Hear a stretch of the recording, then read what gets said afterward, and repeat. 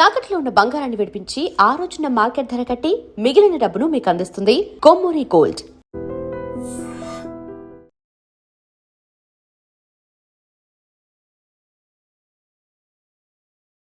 Welcome to I dream. నేను ఉదయశ్రీ. మనకి పురాణాలు ఇతిహాసాలు చూస్తే మనుషులు రాక్షసులు లాగా ఉండేది. అంటే యుగానికి ఒక భగవంతుడే మానవ రూపము ధరించి భూమిపైకి వచ్చి రాక్షసులను అంతం చేసేవాడు. కానీ ఇప్పుడు రాక్షసులు కనిపించరు, కానీ మనుషుల్లోనే రాక్షసత్వం అనేది పెరిగిపోతోంది అనిపిస్తుంది. పిల్లల్ని చూస్తే ఎవరికైనా సరే ముద్దు చేయాలనిపిస్తుంది, దగ్గరికి తీసుకోవాలనిపిస్తుంది. కానీ పిల్లలపై అసలు ఎంత అమానుషంగా దాడి చేస్తూ ఉన్నారు డే కేర్ సెంటర్లలో. అసలు కడుపులో తన్నిన ఘటన ఒక చోట, అలాగే బెంగళూరు ఐటీ కంపెనీలో పిల్లల్ని వాషింగ్ మెషిన్లో కూర్చోబెట్టి భయపట్టించే ప్రయత్నాలు.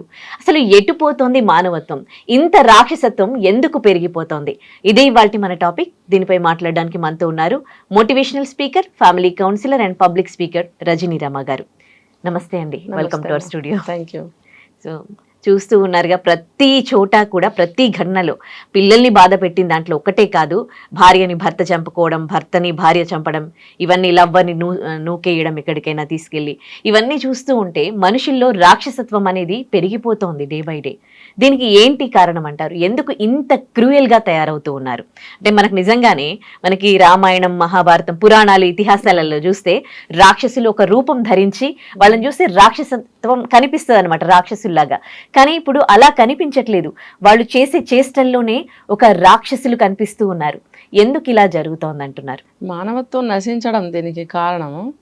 అయితే ఇప్పుడు మనకి సంఘటన బెంగళూరులో ఒక ఐటీ కంపెనీలో నిర్వహిస్తున్న ఒక డే కేర్, మనం ఆ మధ్య మాట్లాడుకున్నాం. ఇప్పుడు జాబ్ చేసే మహిళలు వాళ్ళ పిల్లల్ని ఎక్కడ పెట్టాలి, చూసేవాళ్ళు లేరు, జాబ్ చేస్తున్నాము, చాలా కష్టంగా ఫీల్ అవుతున్నారు.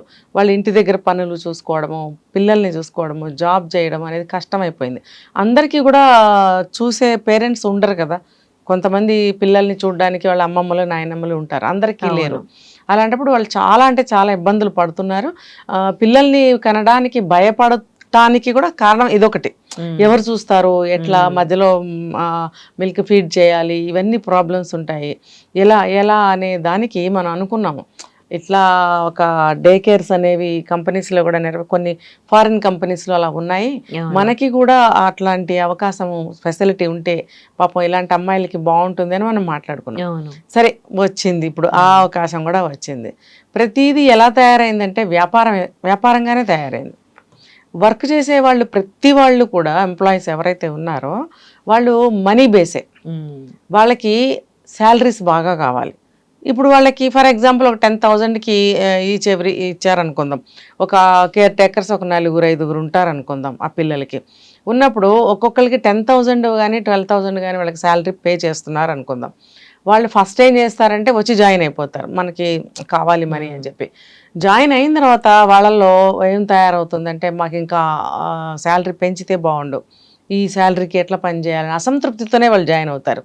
జాయిన్ అయినప్పుడు వాళ్ళకి డబ్బులు ఎక్కువ ఇవ్వటం లేదు, పిల్లల్ని మాత్రం మేము చూడాలా, వాళ్ళకి టాయిలెట్స్ చేస్తే మేము కడగాలి, వామిటింగ్ చేస్తే తీయాలి, కింద ఫ్లోర్ క్లీన్ చేయాలి, వాళ్ళకి డ్రెస్ చేంజ్ చేయాలి, వాళ్ళకి తినిపించాలి, నిద్రపుచ్చాలి, పాలు పట్టాలి, ఇంత ఉంది. మదర్ ఫీడింగ్ అయితే మదర్స్ వచ్చి ఇస్తారు, లేదు ఒక 2-3 years ఏజ్ పిల్లలని మనకి చెప్తున్నారు. ఆ పిల్లలకి మదర్ ఫీడింగ్ పెద్దగా అవసరం ఉండదు. కానీ మదర్ ప్రశాంతంగా జాబ్ అక్కడ చేసుకోవాలి ఆఫీస్లో అంటే, ఇక్కడ వీళ్ళు పిల్లల్ని మదర్ కంటే ఎక్కువ కేరింగ్ తీసుకోవాలి. ఎందుకంటే వాళ్ళు కొత్త వ్యక్తులు కాబట్టి ఇంకొంచెం ప్యాంపరింగ్, ఇంకొంచెం ప్రేమ అనేది చూపించాలి. అంటే నైస్ హ్యాండ్లింగ్ చేయాలి. వాళ్ళు దాని ప్లేస్లో ఏం చేస్తున్నారంటే చాలా హార్డ్గా హ్యాండిల్ చేస్తున్నారు. ఎందుకంటే లోపల అసంతృప్తులు, కొంపలో గోళలు, వాళ్ళ కొంపల్లో గోళలు ఉంటాయి కదా.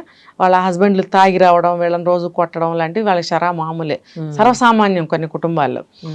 వాళ్ళు 10,000కి 12,000కి అక్కడక్కడ పనులు చేసుకుంటూ గడుపుకునే ఫ్యామిలీస్ అనమాట. హస్బెండ్ కూడా ఎక్కడో 10కో 12కో వర్క్ చేస్తుంటాడు, 15కో. వాళ్ళ పిల్లలు ఉంటే వాళ్ళు కూడా 10కో వర్క్ చేస్తుంటారు, 10,000కో. ఇలా ఉన్నప్పుడు వాళ్ళ అవసరాలు తీరవు. చెప్పనా, వాళ్ళ లైఫ్ స్టైల్ ఇప్పుడు ఎట్లా తయారైందంటే, వాళ్ళు అనేకంగా అప్పులు చేయడం, ఆ అప్పులు తీర్చడం కోసం ఎక్కువ మనీ కావాలి వాళ్ళకి. ఆ ఎక్కువ మనీ ఎంత నువ్వు గుద్దుకున్నా ఇక్కడ 10,000 ఇస్తున్నారు. ఎంత కష్టపడినా మనకి 12-15 అంతకంటే ఎవరు అప్పులేమో లక్షల్లో చేస్తారు. ఎందుకు 6 లక్షల్లో అప్పులు చేయాలంటే వాళ్ళకు కూడా ఒక ఓన్ హౌస్ కావాలి, వాళ్ళకు కూడా ఒక వెహికల్ కావాలి, ఎన్నో అవసరాలు ఈక్వల్గానే ఉంటున్నాయి అందరికి. సరే ఈ ప్రస్తుతం ఉన్న పరిస్థితుల్లో అందరికీ అవసరాలు ఒకటే కాదని అనటం లేదు, కానీ వాళ్ళకి తీరటం లేదు కాబట్టి ఆ కోపాలు, ఇంట్లో కోపాలు, శాలరీ సరిగ్గా ఇవ్వట్లేదు, సరిగ్గా కూడా ఇవ్వరు, time to time, date to date salaries కూడా కొన్ని పే చేయవని కంప్లైంట్స్ ఈ మధ్య చాలా వస్తున్నాయి అనేకమైనటువంటి డిపార్ట్మెంట్స్లో ఇట్లా ప్రైవేట్గా వర్క్ చేసే వాళ్ళకి. సో అదొకటి, టైం టు టైం మనకు శాలరీస్ ఇవ్వరు, తర్వాత కొంచెమే ఇస్తారు, అది మనకి సరిపోదు, ఇంటికి తీసుకెళ్తే హస్బెండ్తో గొడవలు, అక్కడ అతను శాలరీ ఇంటికి ఇవ్వడు, అంటే ఫ్యామిలీ అఫైర్స్ అన్ని బుర్రలో పెట్టుకుని ఇక్కడకు వచ్చి పిల్లల మీద చూపిస్తున్నారు. ఫస్ట్ వాళ్ళు మాట్లాడుకుంటూ ఉంటారు, అక్క చెల్లెళ్ళు ఉంటారు కదా కేర్ టేకర్స్, నలుగురు కూర్చుని వాళ్ళు గప్పులాగా అయితే కూర్చుంటారు. ఈ లోపల పిల్లలు కేర్మంటారు ఇక్కడ, ఇది ఒకటి సతాయిస్తుంది, కాసేపు కష్టం సుఖం మాట్లాడుకోనివ్వదు అన్న కోపంతో వాళ్ళని బాగుతారు వచ్చి.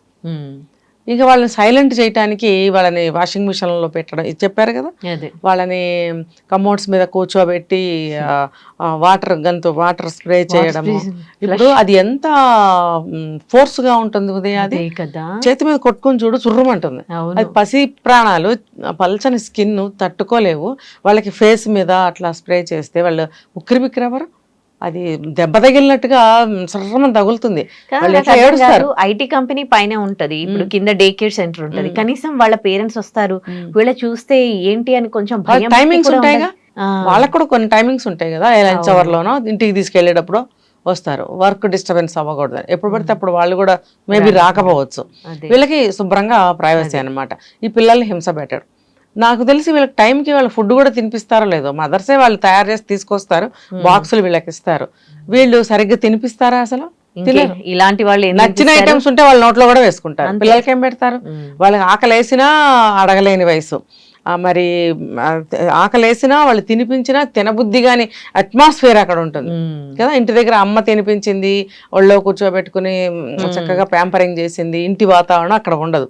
అయితే ఆ వాతావరణాన్ని అలవాటు చేసే విధంగా వాళ్ళు కూడా మదర్స్ లాగా బిహేవ్ చేయాలి, అది అక్కడ కనిపించటం లేదు. చెప్పాను కదా, నేను చాలా చోట్ల గమనించిన విషయం ఉదయ, ఇది హాస్పిటల్స్లో కూడా గమనిస్తే సిస్టర్స్, నర్సులు వీళ్ళు ఉంటారా, కబుర్లు చెప్పుకుంటూ ఉంటారు, పేషెంట్ ఇక్కడ అరుస్తూ ఉంటారు, ఒకసారి ఒకసారి రారు, అది మిడ్ నైట్ అయినా సరే రారు, మీరే చూసుకోవాలండి అని సమాధానాలు ఇచ్చిన నర్సులు కూడా ఉన్నారు. మరి ఇంకా వాళ్ళు ఎందుకు, వాళ్ళకి నైట్ డ్యూటీలు ఎందుకు? పేషెంట్లు ఏమైపోతారు? ఎంత వాళ్ళకి అటెండర్ ఉన్నా పేషెంట్కి ఆ పేషెంట్కి చూడవలసిన అవసరాలు, ఇంజెక్షన్ అనుకో, టాబ్లెట్స్ అనుకో, వాళ్ళు చూడాలి కదా. మిగతా జాబ్స్ వేరు, ఇప్పుడు ఈ కేర్ టేకింగ్ కావచ్చు, నర్స్ జాబ్స్ ఇవి వేరు, హ్యుమానిటీ అనేది ఉండాలి. అంటే మనకి అదర్ స్టేట్స్ లో చాలా స్ట్రిక్ట్ గా ఉంటాయి రూల్స్, అసలు కొట్టడానికి, తిట్టడానికి, అసలు సీసీ క్యామ్స్ పర్యవేక్షణలు. సో అలాంటి రూల్స్ ఏమైనా ఇక్కడ అప్లై చేస్తే అప్పుడైనా కానీ ఏమైనా మార్పు చేయాలి. వీళ్ళకి రూల్స్ స్ట్రిక్ట్ గా ఉండాలి, వీళ్ళకి ట్రైనింగ్స్ ఉండాలి, తర్వాత ఏ కొంచెం తేడా వచ్చినా ఉద్యోగం పీకటము, తర్వాత వీళ్ళకి శిక్షలు కూడా ఉండేటట్టు ఖచ్చితంగా ఉండాలి. మరి వీటికి ఏమన్నా యాక్ట్స్ ఉన్నాయో లేదో నాకు ఐడియా లేదు, లేకపోతే అలాంటి యాక్ట్స్ కూడా ఉండాలి, మేబీ ఉండొచ్చు, ఏదైనా పాక్షికంగానే ఉండొచ్చు. దాని ప్రకారంగా వీళ్ళకి శిక్షలు అమలు చేయాలి, కఠినంగా ఉండాలని కోరుకుంటున్నారు. ఇప్పుడు కూడా పసిబిడ్డలు ప్రాణాలు పోతే వాళ్ళు తిరిగి తీసుకొస్తారా? అసలు ఫ్రంట్ లోడ్ కానీ టాప్ లోడ్ కానీ ఏదైనా వాటెవర్ వాషింగ్ మిషన్లో ఒక బాబుని కానీ పెట్టి మూత వేస్తే ఎలా ఉంటుంది?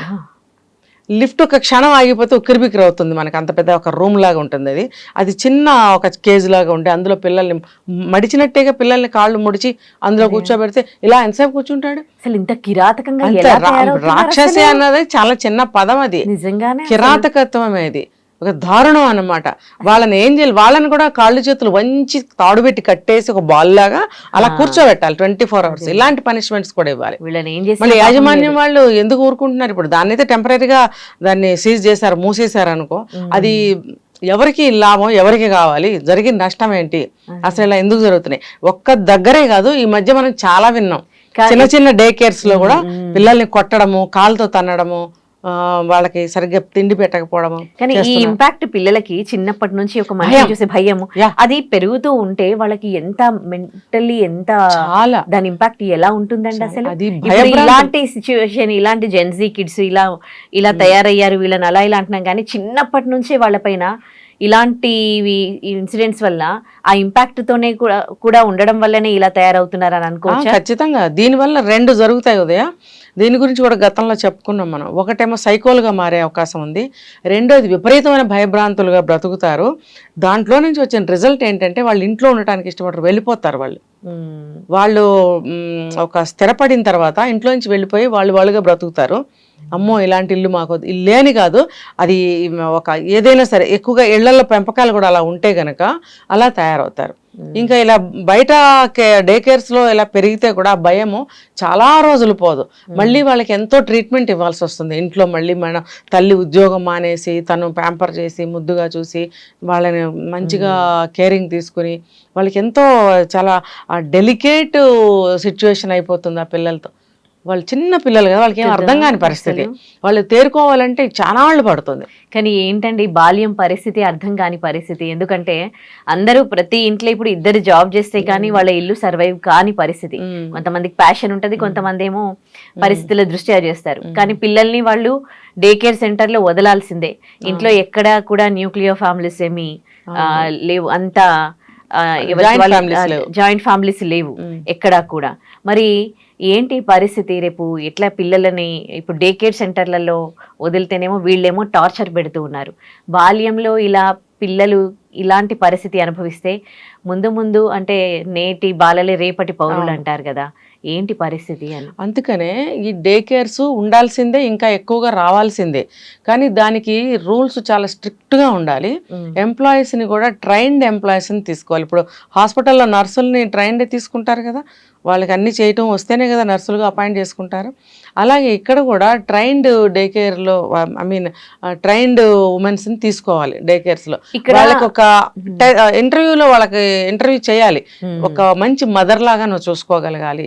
పిల్లలు ఏడవటం, భయపడటం, తినకపోవటం ఇలాంటివన్నీ చేస్తున్నప్పుడు మీరు ఎంత సహనంగా ఉంటారు, అవన్నీ కూడా ఇంటర్వ్యూ చేసినప్పుడు వాళ్ళు చెప్పిన జవాబుల్ని ఒకవేళ వీళ్ళకి యాక్సెప్ట్ అయితే గనక నోట్ చేసుకోవాలి. అంటే హ్యూమానిటీని చెక్ చేసే ఎగ్జామ్స్ ఏమన్నా ఉంటాయా యాక్చువల్లీ?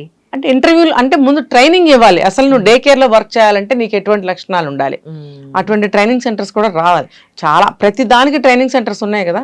మరి ఏ అవసరాలు అయితే ఎక్కువ అవుతున్నాయో సమాజంలో వాటికి అనుగుణంగా ఆ ట్రైనింగ్ సెంటర్స్ వచ్చి తీరాల్సిందే.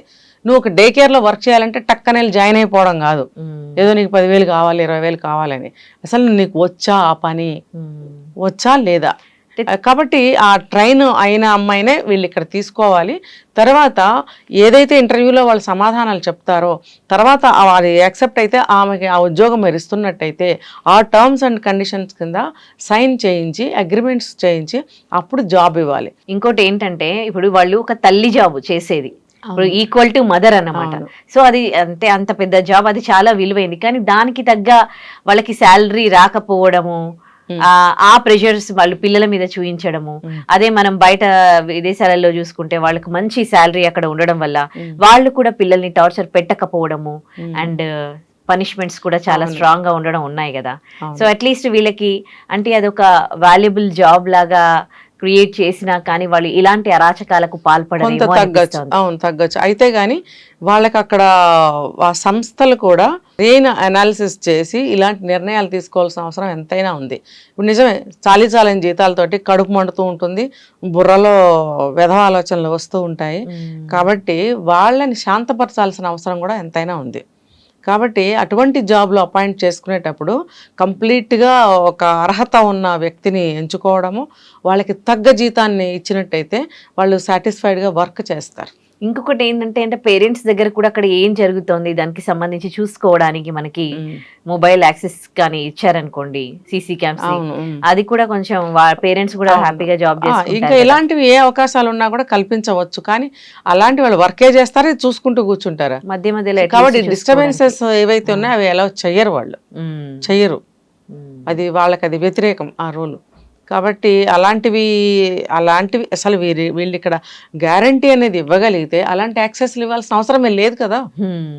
అదే ఇక్కడ నువ్వు కేరింగ్ తీసుకో, ఎట్లా దీన్ని మనం మంచిగా చెయ్యాలి ఈ విషయాన్ని అనేది సమర్థవంతంగా నిర్వహించినట్టయితే వర్క్ చేసేవాళ్ళు ప్రశాంతంగా వర్క్ చేస్తారు, మీ ప్రొడక్ట్ అనేది బాగుంటుంది. నిజంగానే ఈ స్ట్రాంగ్ పనిష్మెంట్స్ రావాలి వాళ్ళకి కూడా చాలా కొంచెం. స్ట్రాంగ్ గా ఇప్పుడు వీళ్ళని తీసేశారు, అందులో నుంచి ఏదో కేసు ఫైల్ చేశారు 5గురు, ఏదో మంజుల, హేమలత, లక్ష్మి ఏదో పేర్లు, విజయలక్ష్మి ఏదో పేర్లు, 5 పేర్లు. వీళ్ళ 5గురిని కూడా ఏదో వాళ్ళ కేసు పెట్టారు వాళ్ళ మీద, అది ఆ డే కేర్ సెంటర్ని మూసేశారు తాత్కాలికంగా అని చెప్తున్నారు. కానీ వాళ్ళకి శిక్షలు మరి కఠినంగా ఉండాలి. అవును, ఆ బిడ్డలు మీరు అన్నట్టు మానసికంగా ఎంత ఇంపాక్ట్ పడిందో మనకు కనపడుతుందా? అవును. కనపడదు. వాళ్ళు బెంగ పెట్టుకుంటారు, జ్వరాలు వస్తాయి, తల్లిని వదిలి వెళ్ళరు, ఆవిడ ఖచ్చితంగా లీవ్ పెట్టుకుని ఇంట్లో ఉండాల్సిన పరిస్థితి. లీవులు దొరుకుతున్నాయా ఈ రోజుల్లో? సాఫ్ట్వేర్ వాళ్ళకి ఒక సండే దొరకడం కష్టమవుతుంది. మరి అలాంటప్పుడు లీవ్స్ పెట్టుకుని పిల్లల్ని చూసుకునేటట్టయితే డే కేర్లో వేయాల్సిన అవసరమే లేదు కదా. అది సరిగ్గా ఉంటే ఈవిడ లీవ్ పెట్టుకోవాల్సిన అవసరం ఉండదు కదా. సో కంపెనీ వాళ్ళు, సంస్థలు ఏమైనా ఉంటే ఇలాంటివి ఏమంటారు వీటిని ఫెసిలిటీస్ అంటారు. ఇలాంటి ఫెసిలిటీస్ చాలా మంచిగా ఇవ్వాలని నేను అనుకుంటున్నాను. Right, thank you so much అండి.